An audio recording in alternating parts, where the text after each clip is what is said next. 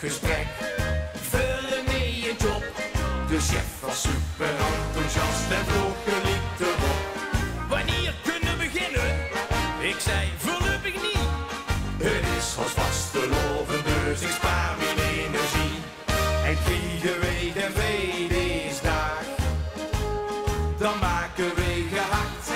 Ha, ha, ha, van ons vast contract. Yeah! Snipperdag, wij zien voorlopig vrij. Snipperdag, het blaren is voorbij. Limburg het gebof, het zuien is ontploft. Met vasteloven klinkt van ons de nachtegaal voorop. Snipperdag, alle dagen vrij. Snipperdag, die vliegen zo voorbij. Limburg het gebof, het zuien is ontploft. Zelfs de nachtegaal klinkt van ons voorop. Mijn baas vroeg mij les, hoe vind jij het gewoon? Ik heb graag een zin, geen buff, kunnen geen mij niet ontslaan. Dat klinkt misschien wel raar, maar het is beter voor de zaak. Een dag met vasteloven, zoveel overuren maak.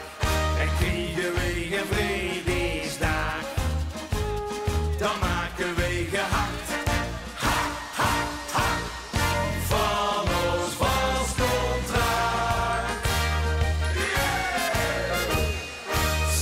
Snipperdag, wij zien voorlopig vrij. Snipperdag, het blaren is voorbij. Limburg het gewof, het zuien is ontploft. Met vasteloven klinkt van ons de nachtegaal voorop. Snipperdag, alle dagen vrij. Snipperdag, die vliegen zo voorbij. Limburg het gewof, het zuien is ontploft. Zelfs de nachtegaal klinkt van ons verlof. Ik zat eens op kantoor, weer tot aan mijn nek. Overwerken, zei de baas, ik dacht schiet mij maar lek. Met vasteloven wil ik vrij, mijn snipperdag geteld. Maar heb dit jaar geluk, dan hadden die een weekend veld. Snipperdag, wij zien voorlopig vrij. Snipperdag, het blaren is voorbij.